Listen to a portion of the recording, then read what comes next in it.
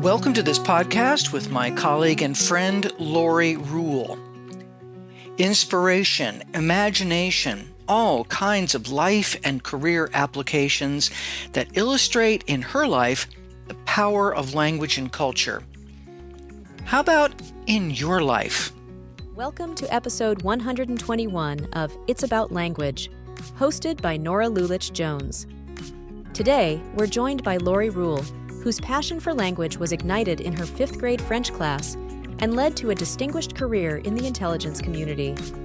With expertise in Russian, Arabic, French, and more, Lorie advocates for language proficiency and cultural understanding. Join us as she shares insights on the transformative power of multilingualism. Lorie Roule, it's a great pleasure to welcome you to It's About Language. I'm delighted to have this conversation with you today, my friend. Thank you. I'm so excited to be here, Norah. Thank you for this honor. You know, it's been so much fun over these, decades in Virginia to have been able to work in the language field. And I've been especially appreciative of and in admiration of your work with the intelligence community and the impact of language in the intelligence community. But let folks know about the history of yourself, your own language background and family cultural background that led you to using languages professionally in the intelligence community. Oh, thanks, Norah, for that great question. Language has been such a part of me, I would say, my whole life. And my first exposure really was kind of twofold around the age of 10.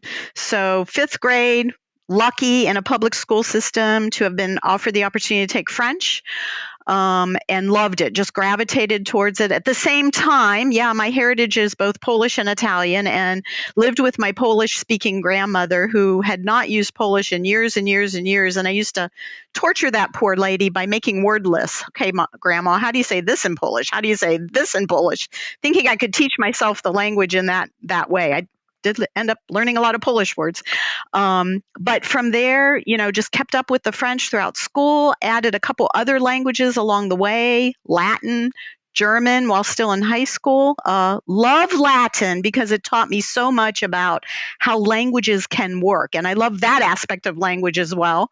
Went on to college, took a little Russian in college, took a little Polish in college, again, a little formally. And then at that time, the government was looking for people that knew languages. And that's really what got me my job.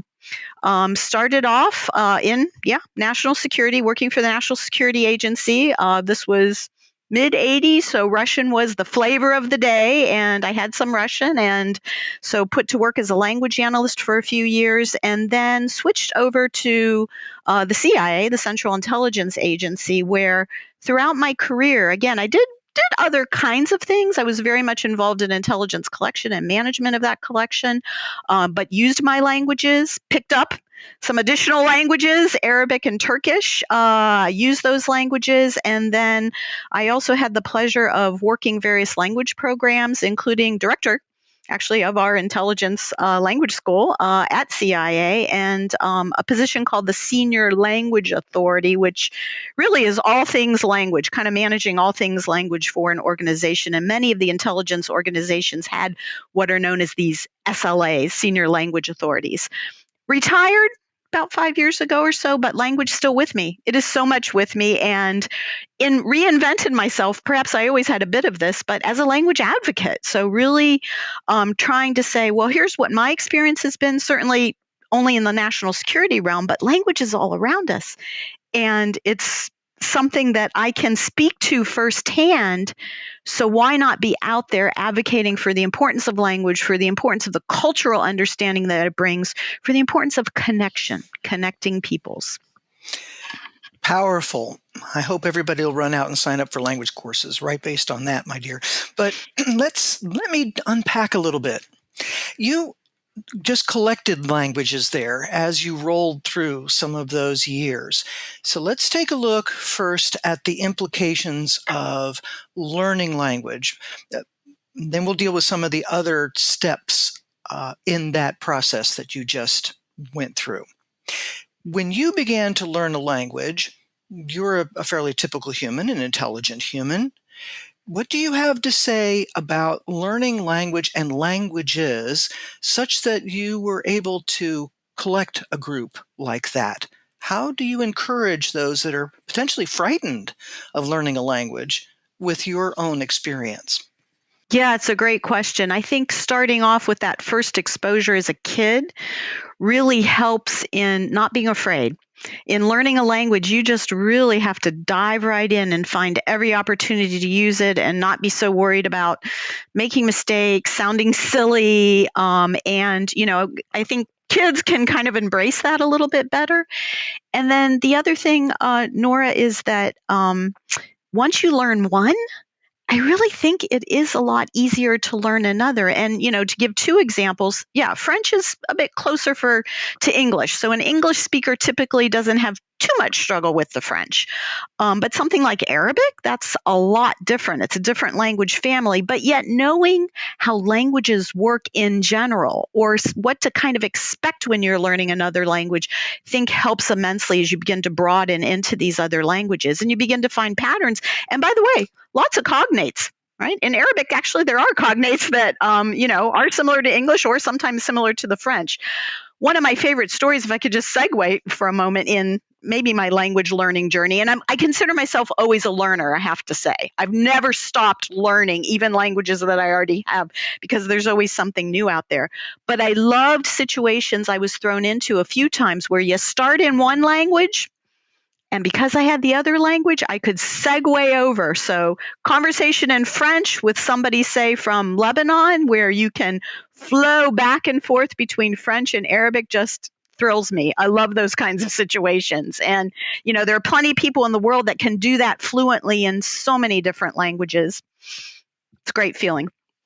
It is a great feeling. And yet you have just demonstrated the fact that you took what you call pretty much the fearlessness of children and you bring it on into adulthood. The story there, and you alluded to the fact of doing it not necessarily perfectly. There are some folks that may feel that that are listeners that may feel like they've missed the boat. They're too old. They can't start now. They're scared. People will make fun of them. All of those things are possible, I suppose. But how is it you have gone with these multiple languages into something that's a high pressure area, security? That should lead some pathways to some stories of encouragement for adults. Oh, absolutely. So when I would say that learning a language in the intelligence community, if it's a brand new language, one, yeah, you have to be fearless. You have to dive right in. You have to find opportunity to use it from day one. But it is serious business. This isn't, this period of time that you spend, for example, in some languages, it can be as long as 2 years. In other languages, certainly a lot less than that. But this is a full-time serious job. And as you can imagine, for national security purposes, it literally could be a matter of life and death. Words have meaning and understanding the nuance and understanding the culture where these words are spoken. You don't want to put yourself in a situation where either you're miscommunicating something or you're misunderstanding something. Somebody's telling you something really important in that language. You want to be absolutely sure that you understand exactly what's happening there because that ultimately gets fed up to decision makers. Eventually in English, of course, but you want to make sure that that information is accurate. So yeah, high stakes here when we're talking about that. But if I could just say broadly, high stakes in other areas too. Think about health. Think about if you make a mistake and you're using language in a health situation, how difficult that could be if you make a mistake in that. Or think about a business deal, million dollar, multi-million dollar business deal, and mistakes can be made. And again, I stress the cultural aspect of that too. Well, and it just dawned on me as I'm listening to you that mistakes can be made in communication in families that are all speaking the same language and come from the same background because they've all been living together their whole lives. That is such an interesting insight into the pressure that is on language and cultural understanding happens in many different kinds of situations. Speaking of storytelling, when you think about the experiences that you've had, using these languages under circumstances where you wanted to be sure you understood both linguistically and culturally what was happening. Do you have a story that's like, this really got my attention, or I've enjoyed sharing this story? One thing that comes to mind doesn't quite answer your question, but I think it is important to know is I think self awareness in language is really important. And there are lots of ways to communicate, right? If you only have basic knowledge of the language, you can use your body language, you can use, facial expressions and things to kind of help support that. But when you have what's known in government as sort of that professional proficiency level, which is, kind of the conversation we're having, we're able to have this say in another language, or we can get into, kind of nuance and understand opinion and that sort of thing. When you have those skills, you need to be self aware about where exactly your weaknesses are. And therefore, not quite a story, although I might have one in a minute, but not quite a story, but it's really having those techniques to be able to question again. Okay, I heard you say this. Is that right? Or I didn't understand this word. What does that mean? And not think that you got everything or you fully understood everything. And again, we do this in English together, us English speakers all the time. People do it in other languages. But when you're cross language, you really have to check yourself and kind of be careful on that. My one story that is about pressure in this regard is I was in a situation where we got some very important information that actually was going to impact on a major incident. Can't get into details here, but I will just say a major incident that people reading the paper might well hear about. And nobody in my orbit in my office knew the language but me, and it was time sensitive. And I had to in this case, it was translation. I had to translate this thing. And I had people breathing down my neck. And I think the technique I had to use there was back up, everybody, just give me some space to focus here because I need to get this. I need to get it right. There's nobody I can consult with. So, I need to do my best to get this out there and make sure it's accurate. So it can be a bit of a pressure cooker sometimes. It sure can, but look at what, there's so many aspects there, Lorie, that are so powerful. I'm going to talk now about backfilling into education. Okay. You have mentioned this. Folks, give me a little bit of time. I have to be able to concentrate. And especially you referred to self-awareness, listening carefully, questioning. In the proficiency area, we call also the negotiation of meaning and understanding. Of course, when you're translating, you can't negotiate. You have to be able to kind of negotiate with the context, I suppose. But when you take a look at the experiences you have had, and when you look at the kinds of experiences that government, business, and others are looking for in language and culturally adept individuals, what particular things can you say when you're teaching languages? Please be sure that students also learn. How would you fill that sentence out? Oh, absolutely, Nora. I've been a big believer in making the learner, probably of anything, but in this case, we're talking about language, but making the learner of language smart about learning language. How do you best learn? So yeah, of course, your instructor is going to dictate that, obviously, to a certain extent. And I've been in a situation where I had an instructor who really wasn't an instructor. It was just a person that happened to speak Arabic. And, I would meet with this nice elderly gentleman in this case, on a biweekly basis or whatever to practice my Arabic. I was my own instructor. I had to dictate to this person, here's what we're going to work on because, he just didn't know how to teach. And teaching is an art and a profession as well. And you have to know how to do that. So I think knowing that as a learner, you have to be pushed. You have to be pushed into uncomfortable zones to really, use and flex those newly acquired language muscles, language skills. And I would also say that I know today, kind of the norm around education now is more of this performance, task based, really being able to do something with the language. And I think that's super meaningful to today's learners and instructors in making that connection for students about here's what we're going to learn, but now let's I'll practice it. Let's do something. Let's have a role. Let's do a scenario. Let's perform something. Let's make a phone call and rent an apartment or whatever type of thing, because the learner then makes that connection to the real world. And this is how I can actually put this language to use. And then the strategies come back to play, right? Back to that imperfection.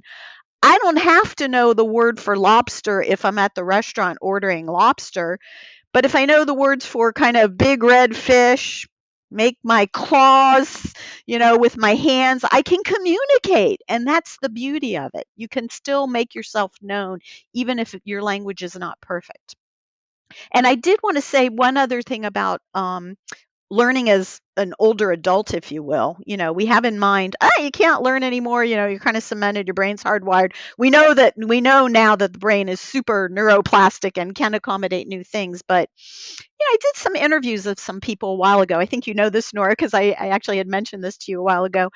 And one of the gentlemen I interviewed talked about how, you know, in his adulthood, he decided to learn Spanish because the job that he was in, he dealt with a lot of Spanish speaking individuals, and he didn't learn a lot. He just learned enough for niceties and, some basic conversation. And it opened so many doors for him in terms of being able to establish rapport, relationships, that sort of thing. So, for your listeners out there, it is never too late to pick up language, and go for it is really what I would say.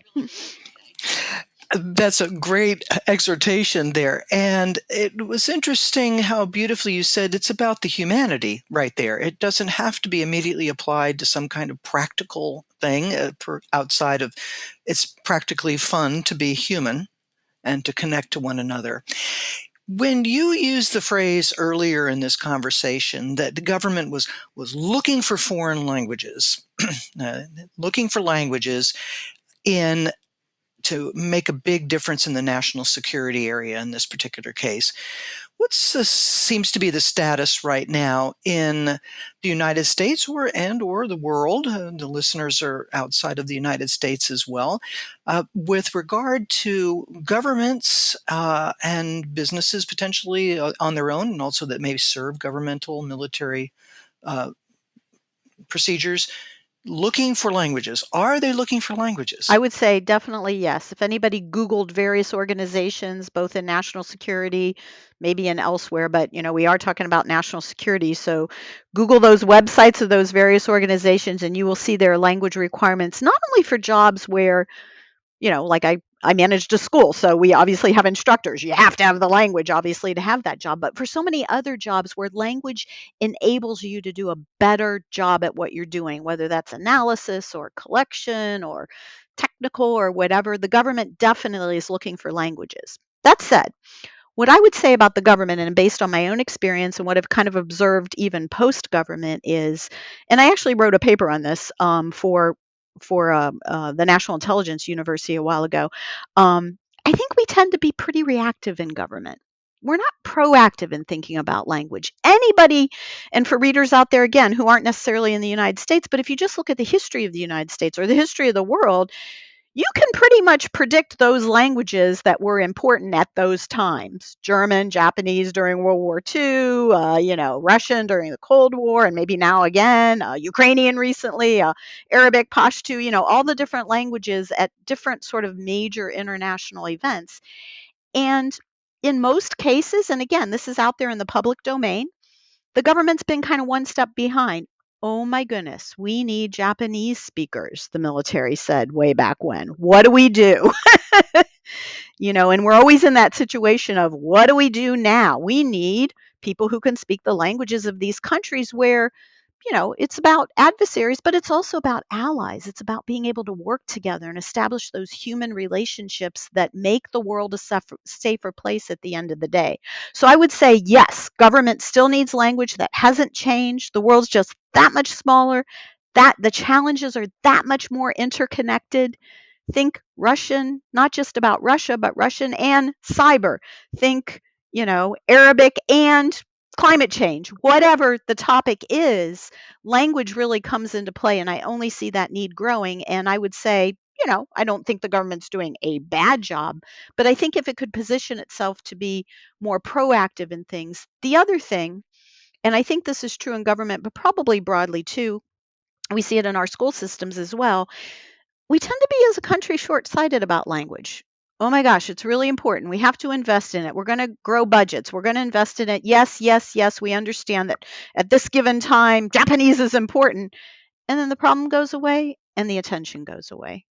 And then we suffer because years later, we have a need again. So how do we not only be proactive, but sustained and mindful? And when I think of education, Nora, I also very much think of the cognitive benefits that learning a language brings to an individual and their ability. Then it builds confidence. For example, if you're willing to put yourself out there and make mistakes in another language, you're a great speaker. You can get up on a stage somewhere. You have great negotiating skills.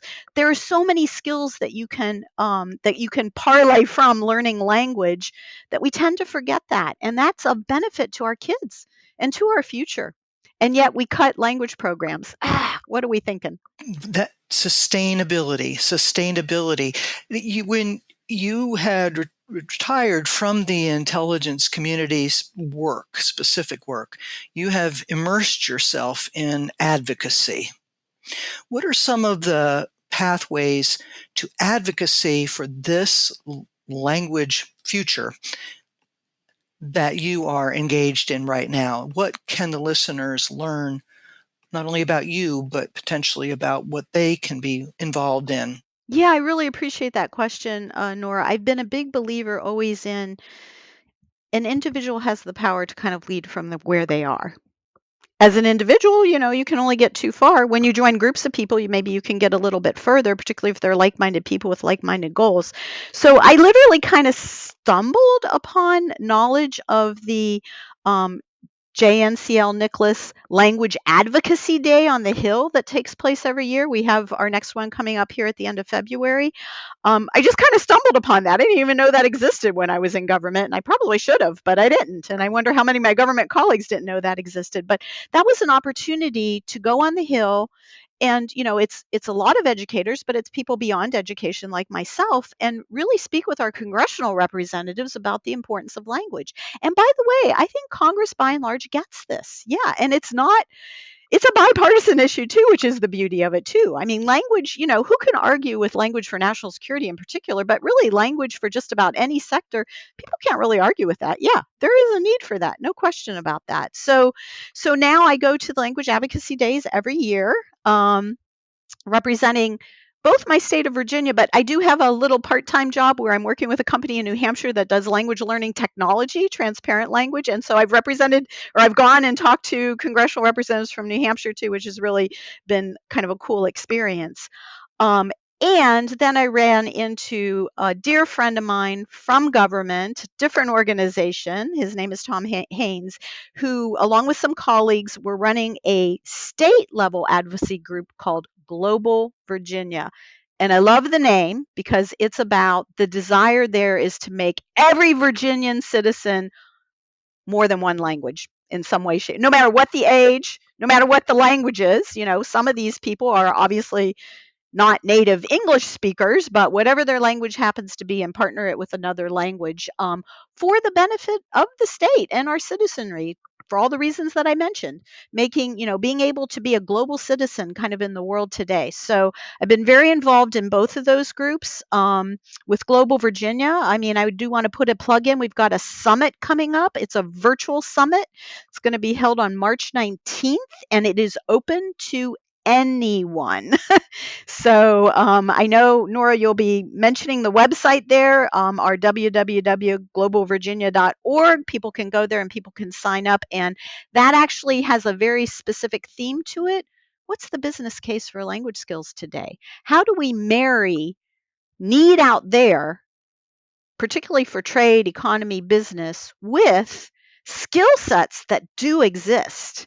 And how do we pull those two together so we're not kind of thinking in terms of stovepipes? So I'm really excited to see what comes of this. We're going to have a couple panels, one addressing those business skills or language for business, and the other one addressing language equity and access, which I think is another super important area in this field. I'm looking forward to that summit. Again, March 19th, 2024. And the website again, Lorie, why don't you give Yes, that it is website? www.globalvirginia, all one word, .org. And the registration link is right there when you open it up.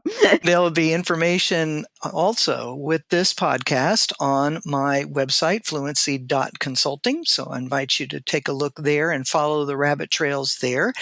And so taking a look at what is it when you then speak with, engage with, work with businesses or those that are thinking about this concept, is there pushback that says, well, English is a global language, so this isn't really necessary? Here in the United States, I know that that is a phrase that is being used. Potentially, it's used about one's own language in other places. So help our listeners to understand what it is that you do from an advocacy and discussion point of view that says the experience of someone speaking the language that you happen to be speaking is not necessarily the fullest expression of what we need, if that in fact is what is happening. Yes, I mean, definitely there's always that kind of pushback, even among students who want to, who are in school still and saying, or in college, why should I study a language? Particularly with AI and other things out there, like, do I really need to know another language? Businesses, I think probably some businesses would have that same kind of response to this. I would say our advocacy up until now primarily has been with helping educators and students understand, yeah, just what can you do with a French major in my case, and what does that look like? And, not just for national security, but like I said, for health, for hospitality, for real estate, for music, for all kinds of things. So that's been enjoyable to work that front of it, and I think helpful to our educators in particular with their students. We've segued over, if you will, into the business arena because we do think that, there have been studies out there. I think ACFL did a study about language and business. If you look at our own Virginia statistics, the Virginia Chamber of Commerce actually touted the importance of language in its blueprint for 2030. So there is a recognition, I would say, by and large, that language is important. And kind of for a couple reasons here. One is, yes, trade, it's money, right? Boils down to money, being able to really converse with people in other countries and make deals, et cetera, et cetera.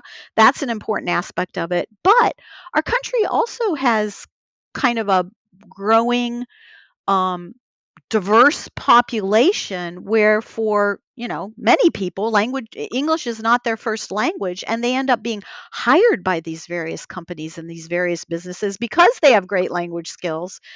But I've seen now where people who are working, their fellow employees or maybe managers or whatever, there's this desire to say, I also want to better connect, say, with my employees. I run a group of people that for whom maybe English isn't their first language, and yeah, they speak English, that's fine, but I really want to be able to get a deeper connection with them as a good manager type of thing. So we're seeing some of that occur as well, which is really exciting. So I think businesses absolutely should pay attention to our educational system, should be dismayed when they hear a major university has now cut its language majors, for example. And this is a concern of all of us, not just those in education. This is a concern of all of us. And for business, you can't, on the one hand, clamor and say, yeah, having somebody with language skills. I mean, I've had businesses say to me, all things being equal on a resume, if the person also has another language, they have a foot up in getting this job type of thing. So you can't say that on the one hand and yet ignore what might be happening with budgets and things like that and struggling and teacher shortages. I mean, that's another huge problem here in so many fields, but in the language field as well. Lorie, one of the words that you used as you were speaking there was about deeper connection with, say, the workers that are in a business. And presumably we could talk about those that are in an office capacity in almost any industry, including governmental and military and so forth. When we take a look at some of the aspects of the ways that businesses can struggle to attract and retain good employees. Seems to be a connection between, if you'll pardon the expression there, between the ability to use language, both languages other than, say, English, let's go for that for just a second, but also in understanding through the learning of language how people communicate and how to that do go back to our beginning of our conversation, how to do that listening, that self-awareness, that effective questioning of one's hearing, one's understanding. It strikes me there's a really big picture here of what language can sensitize people within business and industry to be able to attract, retain, and increase the effectiveness of their employees just straight up because of how language works with the human brain. Am I speaking something that makes sense based on your experience? Yeah, absolutely. It makes sense, Nora. I mean, at the end of the day, I think that language is about connection and human relationships. And think of any business environment. You really have to know how people work. Whether you're a manager and you're managing people, or you're a colleague and these are your peers, or, you know, your managers, because there's such a thing as managing up too, but really in a good sense, and I mean that too. But this whole idea of human relationships, language really does come into play in how people think. Absolutely. Really, language playing such an important role in just understanding one another. And when you mention the word retention, I think what resonates, obviously salaries are important and those kinds of things, monetary rewards, people have to make a living. But I think a primary factor that makes people happy at work, find joy at work, is when they have meaningful work and really have a sense that they belong. And language is a huge part of that. So embracing somebody for the background that they bring, the experiences that they bring, and the languages, plural perhaps, that they bring to the job, I think really, whether they're actively using that language on the job or not. I had a story from a friend who does tours, gives tours, and he's a retiree. And he said that, it's here in the DC area. So, as you can imagine, we have visitors from a lot of different countries. And he knows like 6 or 7 languages. He's just amazing. And he knows them all pretty well. And so he has a tour group from Germany, and suddenly he's switching into German. This is just a fun activity that he's doing. It doesn't have to be like part of your day to day job. In fact, I have a hypothesis that if you have another language, you will use it. You will find a way to use it, no matter what. And I've seen so many examples of that. Give us one. Give us another one. So this was a beautiful story of somebody that I interviewed who is a physician's assistant. And she doesn't need language for her job. She's in hospital, works in a hospital. But she happened to have studied Spanish and actually did an immersion, I think in Peru or somewhere she had mentioned to me, for like 3 months or whatever. So her Spanish was pretty good. And during COVID, and she lives in a big city. During COVID, there were a number of patients who contracted COVID. This was in the early stages of the pandemic, who, might have been homeless, might not have had much of an income. And here they are in this situation where it's a life-threatening disease and they don't speak English very well, but they speak Spanish. And she was able to use her Spanish, again, not part of her day-to-day job, but she happened to have Spanish to comfort these people, to let them know that they were going to be housed in a hotel for the duration of their illness, to let them know what was going to happen to them, what procedures were going to take place. I mean, that was a story that brought tears to my eyes, of somebody who happened to have Spanish, right place, right time, using it. That connection that allows us to be humane under difficult circumstances, even if we are not officially using the language for our work, as you say. Thank you for sharing that very touching story. Lorie, you've been and are engaged in this advocacy. How then do you feel that others could be engaged in advocacy? What kind of insights would you like to provide and encouragement would you like to provide to folks who are looking at advocacy at various levels and various approaches, please? Well, there are the formal kinds of things that exist. I mentioned the language advocacy days that's at the national level. That's open to anybody. So, and Nora, you'll probably put something on your website so people can figure out how they can join that, certainly. So that's out there.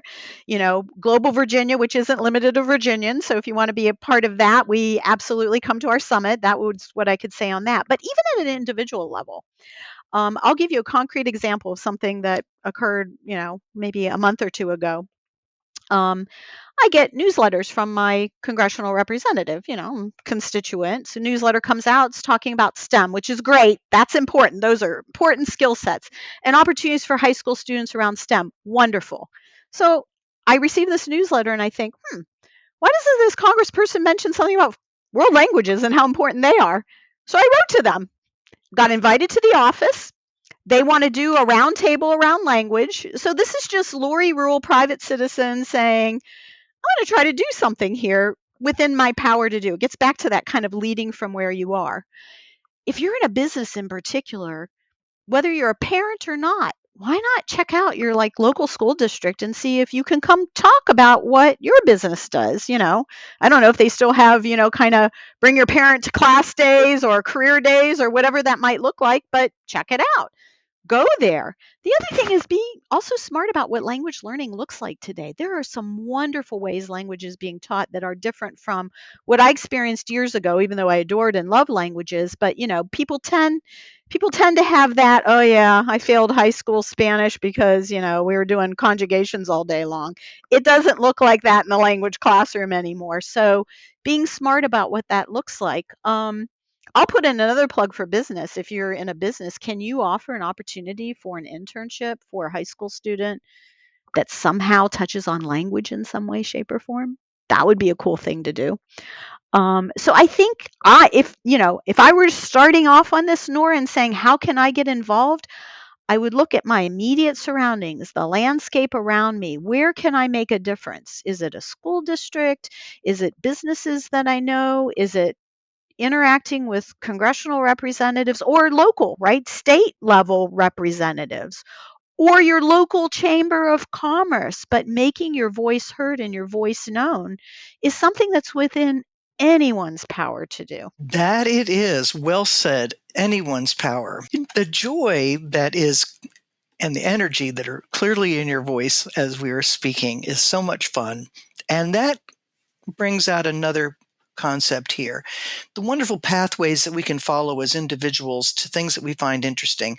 And I love when I talk to guests to be able to find out what interesting pathways language has taken them that people might not predict. So, for example, we have on my website the information about you.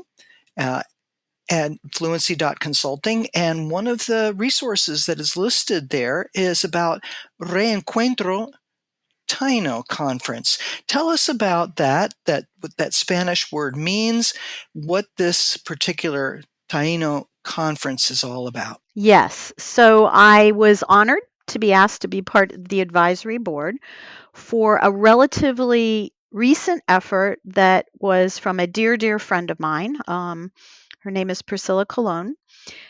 She, with others, working with others though, embarked on a journey to revive the Taino language, which was a language that and I don't speak Spanish. Actually, I'm trying to teach myself Spanish now. I just want you to know that's my next language adventure, but I'm not that fluent. But it really means reviving of the Taino language that was thought to have died like 500 years ago.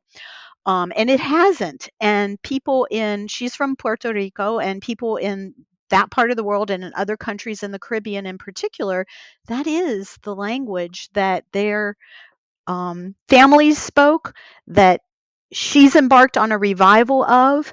And she held a conference, or she and others organized a huge conference last summer in Puerto Rico with attendees from all walks of life, archaeologists, artists, linguists, filmmakers. There was so much energy around this effort to revive the language, and the intent is to now move forward with for me, who was a bit of a bystander, giving some advice here and there to help her and some ideas to think about, watching how this whole thing flourished in a matter of just a couple years. She's also written some kids' books that are in both English and Taino, English and or Spanish and Taino. It's just amazing. And that kind of set me on this whole aspect of my language journey, which is there are a lot of languages out there that both need revitalized, that need invested in. They're endangered languages. And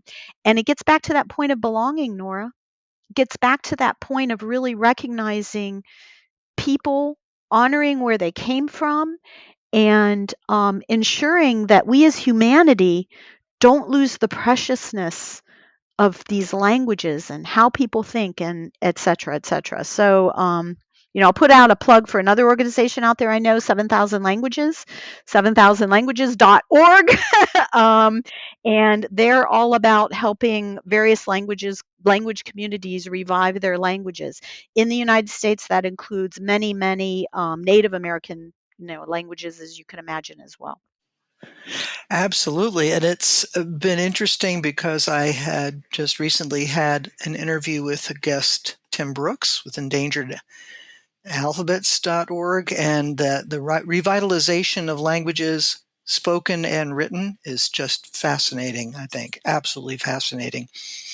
So there's a pathway, listeners, for the joy of that belonging and that identity that's found through revitalization, potentially, of both individuals' lives as also these groups. You also have one of the resources, a reference to the Planet Word.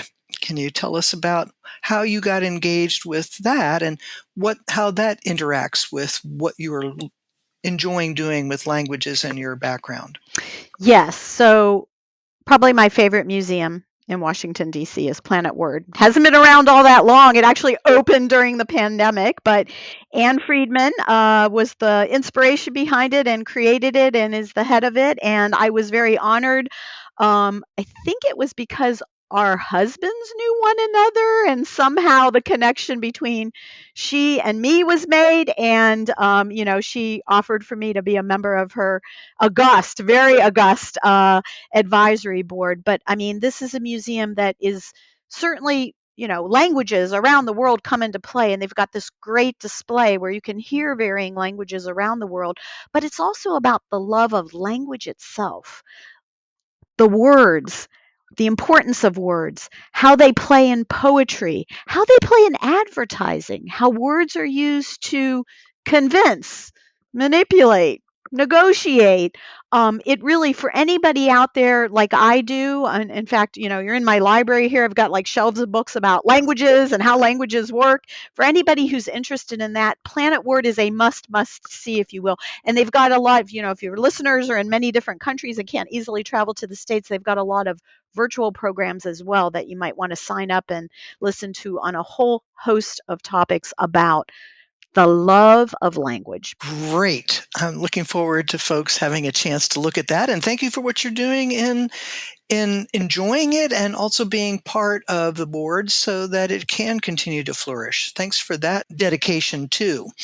Lorie, we're coming to where we got to finish the conversation, unfortunately, because I just enjoy everything we always chat about. One last question. What is it that you would like to bring up that I had not yet asked about, but that's on your heart, or that you feel is so important to reemphasize? However you would like to interpret that last word that you make sure that our listeners hear from you as we end this podcast.